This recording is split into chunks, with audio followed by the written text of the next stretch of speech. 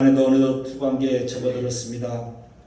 코로나 창자로 인해서 모두의 어려움을 아시는 주님께 간구하오니 어려울 때일수록 오직 하나님을 붙들게 하시며 주님만 바라보고 기도와 간구할 수 있는 믿음을 주시옵소서.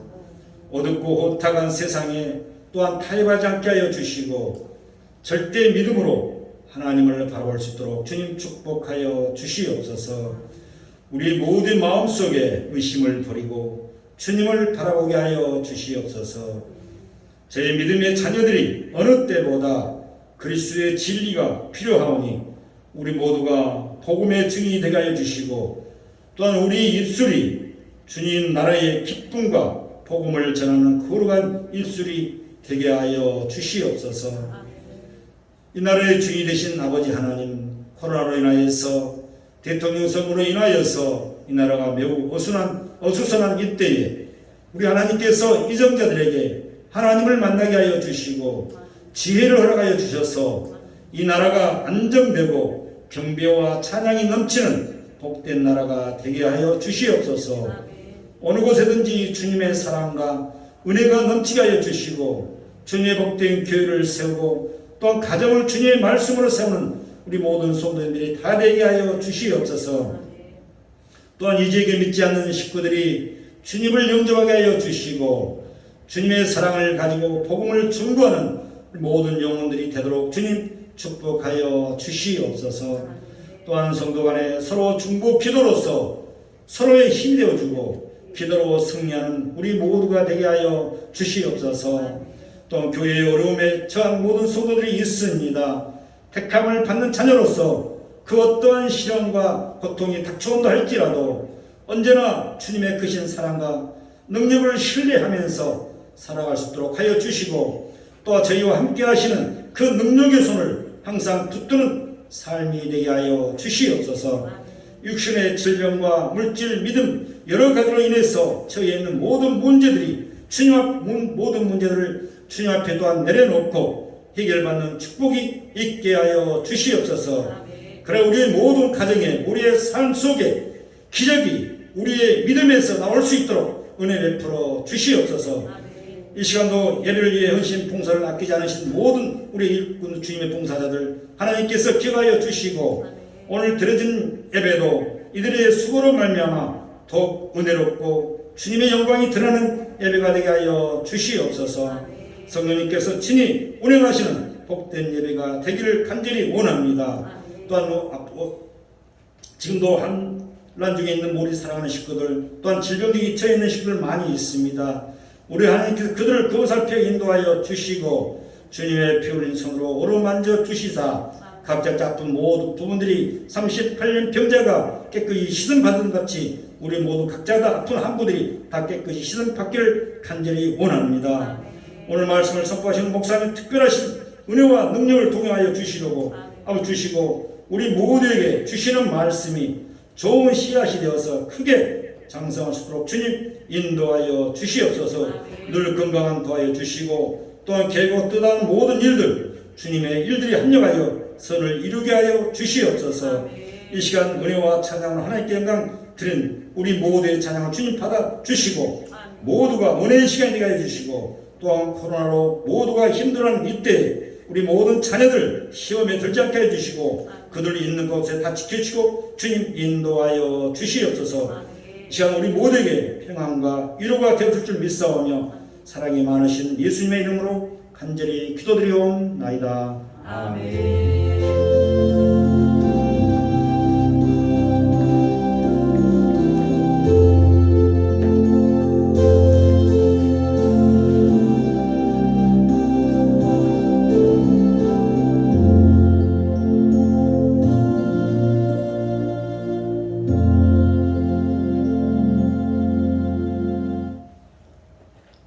이어서 야훼 하나님께서 우리에게 주시는 축복의 말씀을 드리겠습니다. 요한복음 7장 1절로 9절까지 말씀.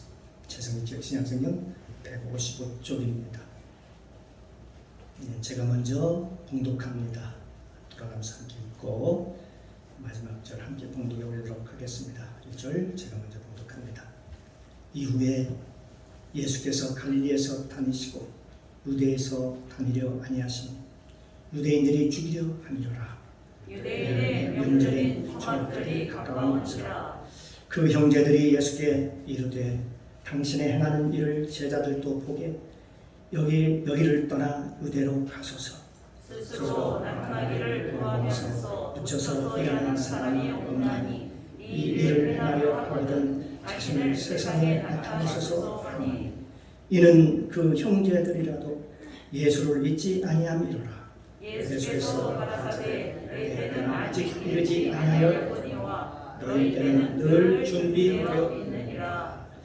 세상이 너희를 미워하지 못하되 나를 미워하나니 이는 내가 세상의 행사를 악하다 증거함이라. 너희는 명절에 올라가가 나는 내 때가 아직 차지 못하였으니 이 명절에 아직 올라가지 아니하노라. 9절 함께 읽겠습니다.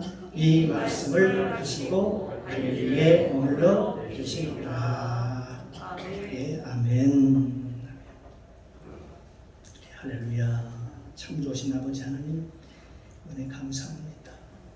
한 주간도 하나님의 은혜 가운데 붙잡아 주셨다가 이렇게 복된 날 주셔서 주님 앞에 나와 마음껏 찬양을 하게 하시고 주의 성을 높이며 오늘도 주의 말씀, 생명의 말씀, 여호와의 말씀을 받게 하시니 감사합니다. 오늘도 이 시간 우리 마음이 활짝 열려지길 원합니다. 옥토밭이 되기를 원합니다. 부족한 동생 하나님의 말씀을 대언하고 선포할 때에 사람이 많이 아니라 하나님의 말씀으로 선포될 수 있도록 은혜를 더하여 주시옵소서. 이 시간 성령님 모시고 인정하고 환영하오니 충만하게 임재하옵소서. 예배의 시종을 아버지께 부탁드리며 예수님의 이름으로 감사드리며 기도드리옵나이다. 아멘. 아멘. 예, 할렐루야. 예, 우리 옆에 인사합니다. 주님의 이름으로 사랑합니다. 예, 주님의 이름으로 축복합니다. 추석 명절 잘 보내셨지요? 예, 할렐루야. 오늘 이 시간 주님의 은혜가 저와 여러분 가운데 충만하시기를 주님의 이름으로 축복합니다. 오늘 이 요한복음 7장은 그리스도와 연합하지 못하는 자들의 모습이 나옵니다.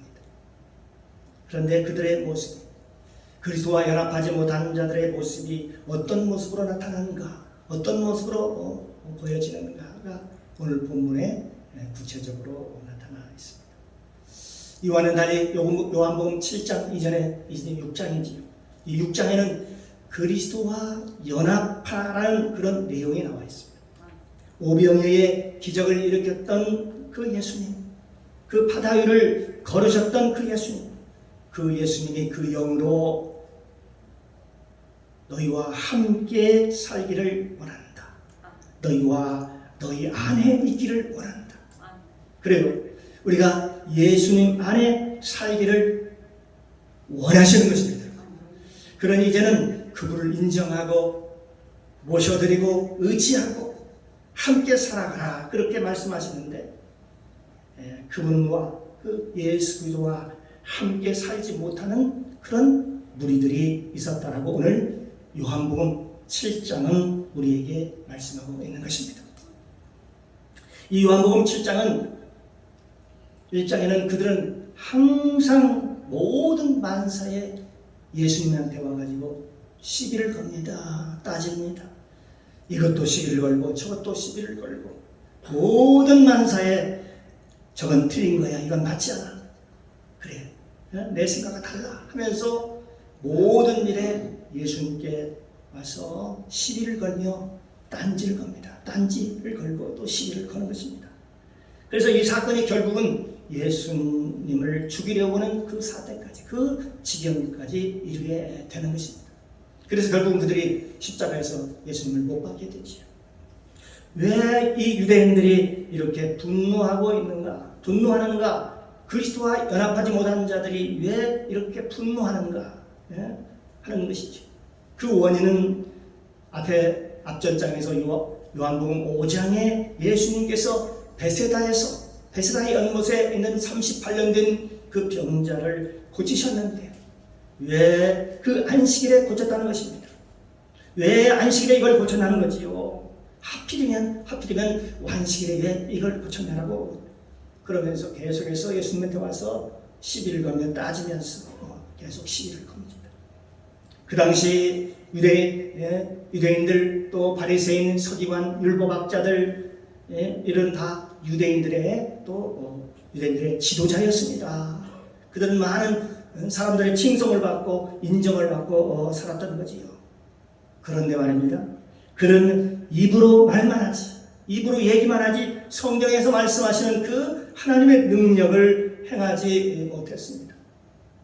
그들은 늘 하나님의 뜻대로 하나님의 말씀대로 살아라고 그렇게 권면을 하고 했지만 자기들은 하나님의 말씀을 늘 가르치면서도 그 말씀을 지킬 수도 없고 실행할 수도 없고 그걸 실천할 수 있는 능력이 없었다는 거죠.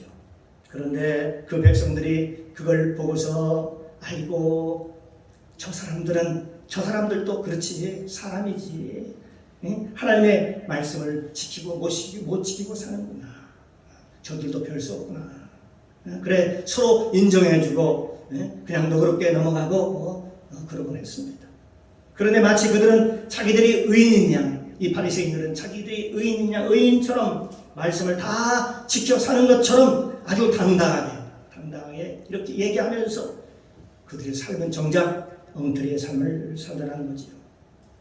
여러분 성경의 말세가 오면 가장 위험한 것이 있다라고 얘기합니다. 그 위험한 것이 뭘까요? 그 위험한 것이 에레미야 5장 30절 이하에 보면 이 땅에 기괴하고 무섭고 놀라운 일이 있도다. 선지자들은 거짓을 예언하며 제사장들은 자기 권력으로 다스리며 내 백성은 그것을 좋게 여기며 결국에는 마지막에는 너희가 어찌하려느냐라고 말씀하고 있습니다. 그래서 말세에 이 땅에 무섭고 놀라운 일이 일어난다는 겁니다. 말세에 있는 선지자들이 거짓말로 예언을 하고 꿈을 꾸고 또 환상을 보고 얘기를 합니다. 이게 바로 타락의 징조라고 얘기를 합니다. 타락의 징조가 이런 것이죠. 그 당시 지도자였던 제사장들은 백성을 다스리는데 자기 권력으로 다스리더라는 겁니다. 자기 권력으로. 사랑하는 성도 여러분, 주의 종들은 어떤 제도에 의해서 권력이 생기는 것이 아니고 하나님이 위에서 유임해 주신 그 능력으로 다스리는 겁니다. 그런데 이 세상에서 어떤 권력을 가지고 권력을 이용해서 그 권력의 조직을 만들어서 그 조직의 힘으로 뭔가를 이끌어고 할 때에 그때 그 공동체는 어떻게 될까요? 그때부터 썩어가기 시작하고 또 문제가 되고 반드시 그 공동체는 무너지게 되어 있다는 것입니다. 교회도 예외는 아니겠지요. 그래서 하나님께서 우리에게 말씀하시기를 이 땅에 무섭고 놀랍고 무서운 일이 있다는 겁니다. 그런데 백성들이 그걸요 얘기를 해야 될 텐데 그걸 좋게 여겼다. 그러면 마지막에는 너희가 어떻게 하려고 그러느냐라고 말씀하고 있습니다. 하나님께서는 에레미야를 통해서 에레미야 선지자를 통해서 책망하셨습니다. 그런데 이미 2000년 전에도 예수님이 오실 당시에도 그런 현상이 일어났고 있었고 오늘날도 실제 이런 일이 지금 벌어지고 있다는 사실입니다. 사랑하는 성도 여러분, 어떤 형식이 본질을 잃어버리거나 본질을 흐려서는 안 되는 거지요. 여러분 본질을 잃어버리면 어떻게 될까요? 여러분 모든 것을 잃어버리게 됩니다. 교회의 본질을 잃으면 결국은 타락하고 망하는 것처럼 말입니다. 오늘 본문에 보니까 바리새인들이 이러한 것들에 사로잡혀 있다는 것입니다. 그들은 하나님의 율법을 지키고 또 말씀을 전하면서 또 가르치기도 하기도 했습니다. 그런데 예수님께서 베데스다 연못에 38년 된 병자를 고치셨는데, 그런데 왜 안식일에 고쳤냐는 거죠. 그것도 안식일 말입니다. 율법의 안식일에 할례를 행하는 것을 정해놓았었는데 그 안식일에 이걸 행하는 것은 당연하다는 것입니다. 그런데 안식일에 할례를 하는 것은 너희가 율법을 지키기 위해서 표징으로 증거로 할례를 행하는 것이었는데, 그럼 사람을 온전하게 하는 것이 하나님의 뜻일진데 왜 안식일에 병자를 고치면 안 되느냐는 것이죠. 예수님은 그렇게 얘기를 합니다. 사랑하는 성도 여러분, 너희 집에 있는 큰 송아지 한 마리가 운동에 빠지면, 예수님이 말씀하십니다. 안식일이라고 그냥 죽으라고 그냥 내버려 두겠느냐? 너희가 그걸 건져내지 않겠느냐? 그래, 그것이 안식일을 할지라도 너희 집에 있는 송아지가 구덩이에 빠지면 죽을까봐 얼른 건져내는데, 하물며 내 백성, 하나님의 백성이 그 웅덩이에 빠져서 사단의 매임에 빠져서 허우적대고 있는데 그 건져내는 것이 마땅치 아니하냐, 당연한 것이 아니냐고 하는 것입니다. 그렇습니다. 참된 안식은 보실까요? 포로된 자가 자유함을 얻을 때에, 또 병든 자가 치료함을 받을 때에, 고침을 받을 때에 일어나는 겁니다. 우리의 삶의 문제가 해결될 때에 그때 안식이 있는 것입니다. 그래서 예수님께서는 이 땅에 오셔서 말씀하시기를, 주의 성령이 내게 임하셨으니 이는 가난한 자에게 복음을 전하게 하시려고 하나님께서 내게 성령의 기름을 부으시고 포로된 자에게 자유, 눈먼 자에게 다시 보게 함을 전파하며 눌린 자를 자유롭게 하려 함인지라 라고 말씀하고 있습니다. 그러니까 예수님께서 이 땅에 오신 이유가 뭐냐? 왜 오셨을까요? 우리를 자유케 하시려고, 우리에게 자유를 주시려고, 우리를 참된 안식으로 우리를 부르기 위해서, 초청하기 위해서 이 땅에 오셨다는 겁니다. 그러므로 참된 안식은 우리가 문제가 해결되었을 때 우리 마음 가운데 찾아오는 것이지요. 그런데 그 안식은 내가 그리스도 안에 있다고 하는 것입니다. 누구나 예수님께 나오면 어떻습니까? 수고하고 무거운 짐진 자들아 다 내게로 오라, 내가 너희를 쉬게 하리라, 그렇게 말씀하고 있습니다. 그때 너희를 쉬게 하리라 하고 하는 것은 참된 안식을 말씀하는 것이죠. 그러므로 예수님이 우리에게 주시는 자유가 그게 참된 자유라고 하는 것입니다. 그런데 예수님께서 베데스다 연못에 38년 된 병자를 고쳤음에도 불구하고 이 바리새인들은요, 형식을 중요시하는 그들은 왜 안식일날 그걸 고쳤냐는 것이죠. 그건 사실 다툼거리와 시비거리가 되지 않는 것이지요. 그럼에도 불구하고 계속해서 예수님을 따라다니면서 시비를 거리고 딴지를 거는 겁니다. 왜냐? 그 이유는 뭘까요? 모든 백성들이, 모든 군중들이 예수님을 쫓아다니는 거예요. 예수님의 인기가 높아지고 예수님한테 관심이 자꾸 많아지고, 그러니까 자기들이 가졌던, 그동안에 누렸던 기득권 있지 않습니까? 그 명예, 자기들이 누렸던 그 화려한 영광이 자꾸 누구한테 갈까요? 예수님께로 관심이 쏠려지는 거지. 그걸 보기가 싫은 거죠. 그래서 그들은 예수님에 대해서 시기하고 분노하기 시작합니다. 그때부터 예수님께서는 뭐라고 말씀하냐면, 내가 율법을 행하였거늘 너희가 왜 분노하느냐? 내가 선을 행하였거늘 왜 너희가 분노하느냐? 내가 하나님의 법을 지켰거늘 너희들이 왜 분노하느냐? 너희가 무엇 때문에 분노하느냐 하는 것입니다. 사랑하는 성도 여러분, 그들이 왜 이렇게 분노할까요? 두 번째, 그들이 분노한 이유가 또 있습니다. 예수님이요, 배우지 못했다는 것입니다. 그럼에도 불구하고 사람들의 인기를 얻으니까 사람들의 관심이 다 예수님께로 쏟아지고, 그 예수님에 대해서 저분이 메시아구나, 저분은 뭐가 다르다 라고 하면서 우리가 보니까 나사렛에서 배우지 못한 목수의 아들인데 우리가 볼 때는 그래도 우리 정도의 학벌은 있어야 되지 않겠느냐라고 하면서 그들의 자존심이 상한 거예요. 그들의 자존심이 상하고 그런 모습을 볼 수 있겠습니다. 요한복음 7장 15절에 보면 유대인들이 기히 여겨 그렇습니다. 놀랍게 여겨 이 사람은 예수님을 가르치는데 이 사람은 배우지 아니하였거늘 어떻게 그를 아느냐라고 말씀하고 있습니다. 아니 배우지도 못하는 사람이 어떻게 그렇게 말할 수 있고 그렇게 얘기할 수 있느냐 하는 것입니다. 한마디로 사람을 어떻게 할까요? 무시하는 것이죠. 요한복음 7장 24절에서 예수님께서 말씀하시기를 의무로 판단하지 말고 공의 판단으로 판단하라 라고 얘기합니다. 그러니까 겉으로 외모로 판단하지 말라는 겁니다. 그러니까 너희가 자꾸 왜 배경을 가지고 얘기하느냐 하는 것이지요. 사람이 어떤 출생 배경을 말하면서 그런 불우한 환경에서 좀 출세를 하면 옛날에 그 못난 것만 자꾸 얘기하지요. 제가 옛날에는 그랬대. 오늘 현실을 인정해야 되는데 옛날에 못난 것을 가지고 자꾸 얘기하는 겁니다. 쟤네 집안이 옛날에는 집안이 별 볼 일 없었어.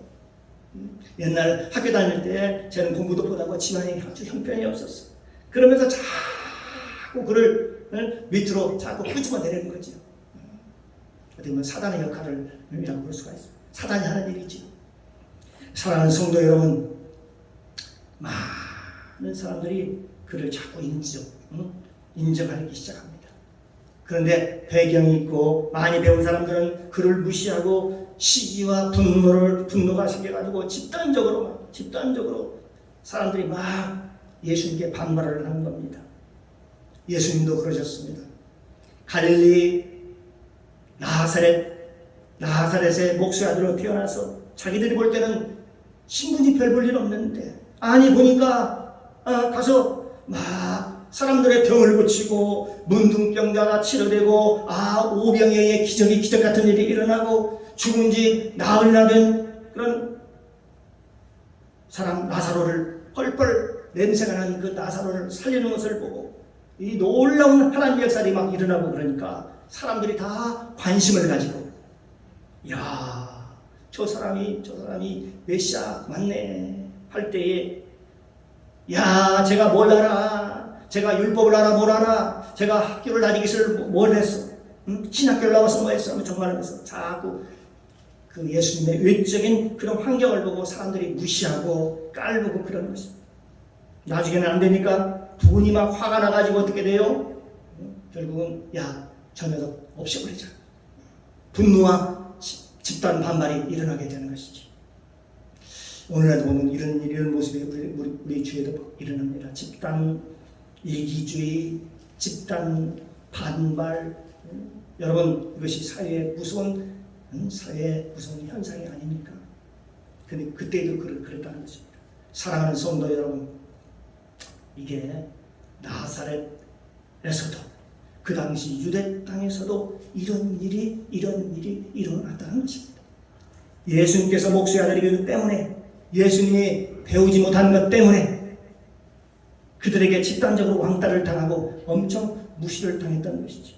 그런데 예수님께서는 이렇게 낮은 몸으로 이 땅에 오셨는가? 왜 오셨는가? 모든 인류를 우리 모두를 구원하시려고 이 땅에 오신 것이지요. 또한 예수님을 그들이 못마땅하게 여긴 이유는 제사장들과 그 서기관들이 자기 출세에 지장이 있다는 것입니다. 요한복음 7장 18절에 보면 스스로 말하는 자는 자기 영광만 구하되 하나님이 보내신 이의 영광을 구하는 자는 참되니 그 속에 불의가 없느니라. 할렐루야. 스스로 말하는 자는 자기 영광만 구하고 하나님의 영광을 구하는 자는 그 속에 불의가 없다는 것입니다. 예수님을 핍박하고 죽이기로 결심했던 자들은 하나님의 말씀에는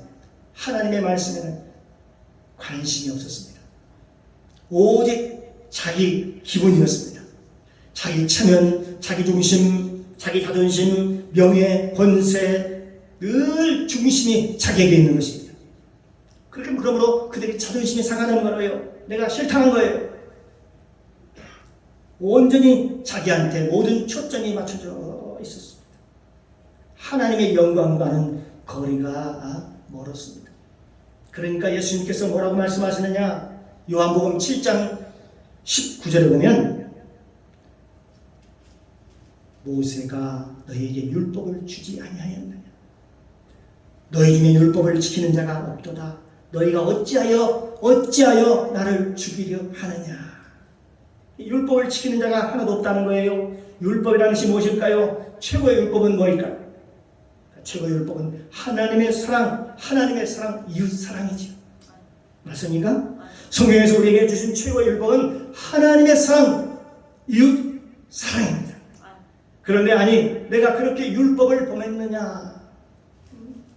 사람을 온전하게 했다는 것 때문에, 그리고 너희들의 인기가 나에게 온다고 했어. 사람들이 나를 좋아한다고 했어. 왜 나를 죽이려고 하느냐? 야, 너희들은 도대체 누구의 영광을 위해서 사느냐라고 얘기를 합니다. 예수께서 말씀하십니다. 인간은요, 죄인이 누구인 줄 아십니까? 누가 죄인인가? 누가 죄일까요? 내 안에 내가 있으면 죄인이고, 내 안에 예수님이 계시면, 예수님이 있으면 의인인 겁니다. 할렐루야. 죄인과 의인은 한마디로 정의가 됩니다. 로마서의 정의가 그렇습니다. 내 안에 내가 있으면 죄인이고, 내 안에 예수님이 계시면, 예수님이 있으면 의인인 것입니다. 여러분, 우리 모두가 나의 중심이 아니라 예수님 중심으로, 내가 예수님 중심으로 살아간다면 이 세상에 그렇게 분노할 것도, 그렇게 시기할 것도 막 그렇게 많지 않고, 원망하고 불평할 일도 그리 많지 않을 것입니다. 내 안에 예수 그리스도가 있다는 말입니다. 저와 여러분 안에 예수 그리스도가 있기를 주님의 이름으로 축복합니다. 그리스도가 사랑입니다. 하나님이 사랑입니다. 그런데 그 반발하는 세력 중에 누가 있냐면 예수님의 동생들로 있다는 것입니다. 오늘 예수님을 보니까 예수님 동생들조차도 예수님을 안 믿었다는 거예요. 요한복음 7장 5절에 보면 이는 그 형제들이라도 예수를 믿지 아니함이로라. 그러니까 예수님의 형제들까지도 예수를 안 믿었다고 그러네요. 그런데 예수님의 형제들이 언제 예수를 믿었느냐? 예수를 구주로 믿었느냐? 예수님께서 십자가를 지시고 돌아가시고 부활하신 후에요. 예수님의 동생들이 다 예수를 믿었습니다. 아, 보니까 진짜네. 진짜 구세주 맞네. 나는 우리 어머니 아버지가 낳은 우리의 육적인 형제인 줄 알았어. 형인 줄 알았어. 그런데 아, 저 사람이 어떻게? 그래서 부활한 그 모습을 보고 야, 이제 보니까 메시아였네. 그들이 충격을 받은 겁니다. 신약의 야고보서를 썼던 그 야고보가 바로 누구냐? 바로 예수님의 동생이었습니다. 동생. 그 예수님의 그 동생들이 언제 예수를 믿었는가? 예수님이요, 돌아다니면서 기적을 행하여도 예수님의 동생들이 그랬으면 아이고 지가 뭔데 이상한 짓 하고 다니네. 그러면서 예수님을 믿지 않았다는 겁니다. 그런데 예수님께서 십자가 사건 후에 사망과 죽음을 이기시고 부활하신 후에야, 다음에야 예수님을 진실로 메시아, 구주로 받아들이고 믿었다는 것입니다. 두 번째, 바리새인과 서기관들이 예수님을 믿지 않았어요. 요한복음 7장 45절 이하에 보면 하속들, 여기들 하속들, 아랫사람들이라고 했습니다. 아랫사람들이 대제사장들과 바리새인들에게로 오니 저희가 묻되 어찌하여 잡아오지 아니하였느냐. 하속들이, 아랫사람들이 대답하되 그 사람의 말하는 것처럼 말한 사람은 이때까지 없었나이다. 그렇게 얘기를 합니다. 그래서 대제사장들과 바리새인들이 함께 모여서 하인들, 그 하속들에게 일을 시킨 것이죠. 야, 너희들 가서 예수님을 잡아라. 아무도 쥐도 새도 모르게 잡아다가 죽인다고 그랬는데, 아니 보니까 그들이 그냥 오는 거예요. 잡아오지 않고. 아니 이미 아랫사람들, 하속들은 자기에게 영광이 돌아올 게 없으니까. 그러니까 아랫사람들이 판단할 때는, 그 하속들이 판단할 때는 적어도 예수님이 아무리 봐도 죄가 없는 거예요. 죄가 보이지 않는 거예요. 그러면서 하속들이 얘기합니다. 그분의 행동을 보니까 율법에 어긋나는 것이 하나도 없더라 라고 그렇게 얘기를 합니다. 성도는요, 어디에 말입니다. 하나님의 은혜가 정말 충만한 많은 종이 어디 왔다고 하고 나타났다고 하면은, 그러면 성도들이 뭔지 이미 알고 쫙 사람들이 모이기 시작합니다. 마치 물고기 떼처럼 말입니다. 양떼는 초장을 보고 모이는 것입니다. 풀밭을 보고 모이는 것이죠. 풀이 좋은 것을 보면 양들은 고개를 이렇게 쳐들고 있다가 이렇게 하고 있다가, 풀이 좋은 것이 있으면 어떻게 할까요? 풀이 좋은 곳 그리로 가버리는 것이죠. 양은 아무 생각 없이 목자와 상관없이 가버립니다. 그래요. 풀이 있으면 그리로 싹 가버립니다. 양은 그런 거예요. 양은 그럴 수밖에 없습니다. 왜냐하면 그들이 먹을 것이 없으면 양들은 먹을 것을 이리저리 살피면서 찾아다닙니다. 그러니까 양들은 푸른 초장을 찾아가는 것이죠. 이 고개를 들고 저기에 먹을 것이 있다라고 하면, 꼴이 있다고 생각하면 서슴없이 그리로 가는 것입니다. 꼴을 찾아서 말입니다. 그런데 중요한 것은 그 가는 것을 보고 있는 그 주인은 어떤 마음이 들까요? 내 양이 가니까 내 것인 줄 알고 막 거기 가는 쪽으로 향해서 욕을 하고 분노하고 그러는 겁니다. 그때 당시에 유대인들도, 그 당시 지도자 바리새인 서기관들도 마찬가지였다는 것입니다. 하나님의 은혜가 임하니까 거기에 예수님께로 사람들이 몰려오기 시작하는 것입니다. 하나님의 은혜가 있으면 사람들이 그리로 몰려오는 것을 이 바리새인들은 모르는 겁니다. 이 서기관들도 모르는 거예요. 그래서 가는 양들을 보고 막 욕을 해야 되는 것이죠. 야, 2단이다 3단이다 하면서 그건 안 됐다, 저건 잘못됐다 하면서, 그런데 알고 보니까 다 어떤 이유였냐? 내 양을 빼앗길까 봐 거기에 못 가게 하려고 그랬던 것입니다. 2000년 전에 예수님께로 수많은 백성들이 예수님께로 모일 때에 예수님도 그렇게 정죄를 받고 그렇게 시기하고 죽이려고까지 했다는 거지요. 이게 오늘날 성경은 오늘날에도 우리에게 적용되는 인간의 본성을 얘기하고 있는 것이죠. 우리 본성이 그렇다는 것입니다.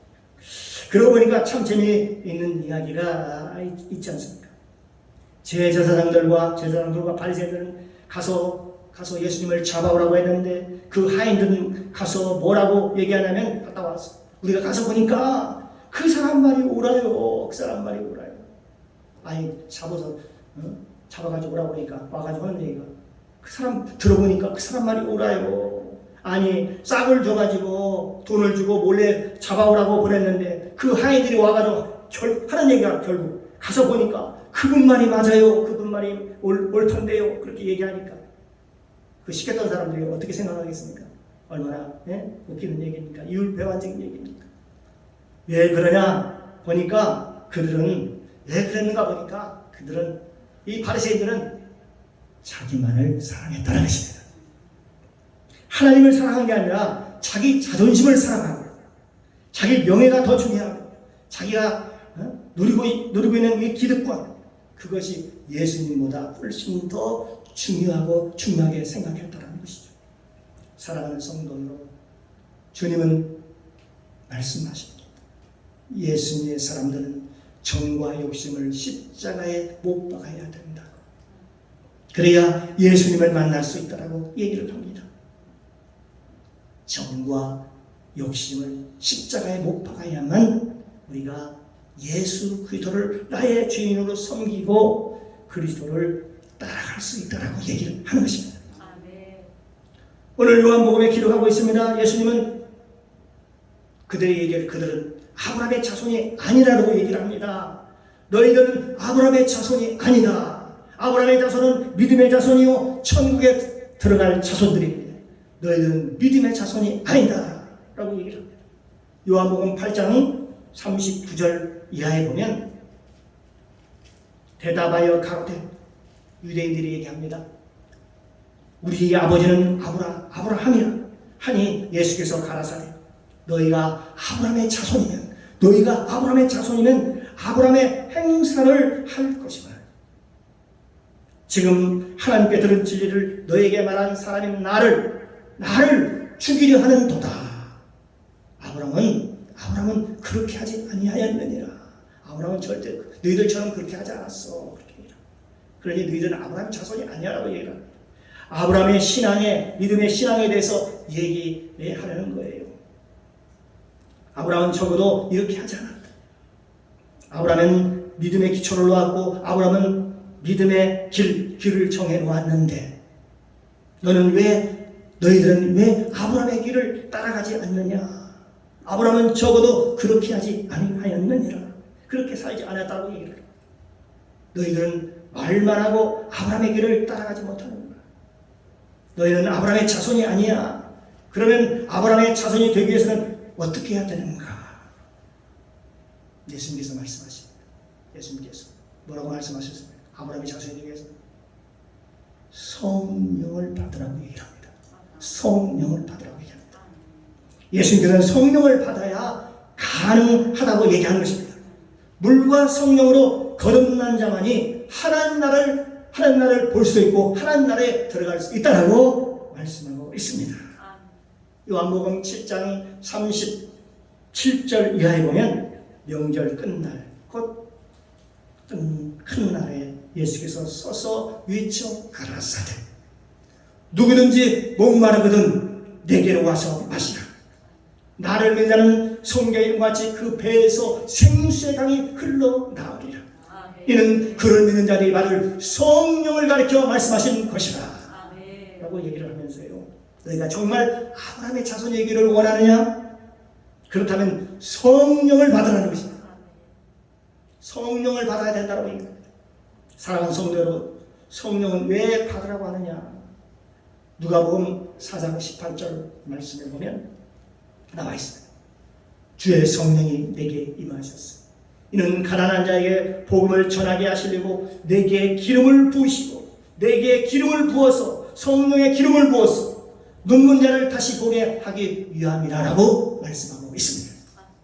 그래서 성령이 부어져야 눈이 열려가지고, 뚜껑이 열려가지고 영적인 눈이 열려서 그게 축복인 줄 알고, 고난이 축복인 줄 알고, 눈먼 자가 눈이 열려야만 그런 게 보이게 되는 것이죠. 우리의 영적인 눈을 뜨려고 합니다. 물과 성령으로 거듭나야 예수님이 하나님인 것을 알게 됩니다. 아, 그렇구나. 성령을 받아야 예수님이 하나님이신 것을 알게 되는구나. 영적인 눈이 떠야 내가 죄인인 것을 깨닫게 되는구나. 또한 영적인 눈을 떠야 내가 누구인지를 제대로 알게 되는 것입니다. 내가 이 세상에 예수를 믿음으로 말미암아 구원받은 그 하나만 가지고도 이 세상에 살만한 충분한 가치와 존재가 있는 것이죠. 이 세상에 와서 진정으로 예수님을 알았다면, 예수님을 진정으로 깨달았다면 이 세상에 부귀 권세가 없어도 예수와 내 삶의 주인이 되시고 내 삶에 예수님께서 내 안에 계시다는 사실 하나만으로도 우리는 살만한 가치가 있는 것입니다. 왜냐하면 그보다 더 큰 영광이 없기 때문에 그렇습니다. 사랑하는 성도 여러분, 내 안에 예수님이 내 안에 계신 사람이 더 무엇을 바라겠습니까? 그게 깨달아진 사람. 우리 안에 예수 그리스도가 나의 주인인데 더 무엇을 바라겠습니까? 명예요? 명예? 그것도 큰 의미가 없는 거예요. 부귀영화, 이 세상에 먹고 살만 하면 되는 거죠. 이 세상에 사람들이 알아주는 거요. 그거 무슨 의미가 있겠습니까? 예수님께서 알아주시면 되는데 우리의 삶에 더보다 더 큰 게 뭐가 있겠습니까? 사랑하는 성도 여러분, 예수 그리스도가 저와 여러분의 주인이 되시고 예수님이 저와 여러분의 삶의 소망이 되시고 그분이 저와 여러분의 인생의 삶의 의미가 되시기를 주님의 이름으로 축복합니다. 이 세상의 것은 모두 다 하나님의 필요할 때에 우리에게 하나님이 덤으로 주시는 선물인 것입니다. 이 세상의 모든 것은 우리가 육신으로 이 땅에 육신을 가지고 있을 때에 덤으로 선물로 주시는 겁니다. 사람이 가장 아름다운 것은 어떤 이목구리가 아름다워서일까요? 풍채가 아름다워서 풍채가 잘생겨서 아름다운 것일까요? 아니면 배경이 좋아서 아름다운 게 아니지요. 이 세상에서 가장 아름다운 것은 무엇일까요? 이게 깨달아지면요 정말 오늘도 우리의 영이 회복될 줄로 믿습니다. 이 세상에 가장 아름다운 존재는 내 안에, 저와 여러분 안에 예수님이 계신 것입니다. 세상보다 더 크신 분이 내 안에 계시다는 것이 믿어지면 잠을 자다가도 벌떡 일어나서 하나님 앞에 감사하겠다는 것입니다. 그래서 사도 바울은 그렇게 고백을 합니다. 질그릇에, 이 질그릇 아시죠? 깨지면 그냥 깨지는 질그릇, 철그릇도 아니죠. 질그릇에 내 보배를 가졌느냐고 했습니다. 질그릇 같은 나의 삶, 그런데 그 안에 예수가 내 안에 계시다는 거 아닙니까? 저와 여러분의 삶에, 저와 여러분 안에 예수님이 계시는 그 아름다운 삶, 예수님이 계시는 그 존귀한 삶, 예수님이 계시는 축복된 삶을 살아가시기를 예수님의 이름으로 축원합니다. 주님의 이름으로 축원합니다. 기도하겠습니다.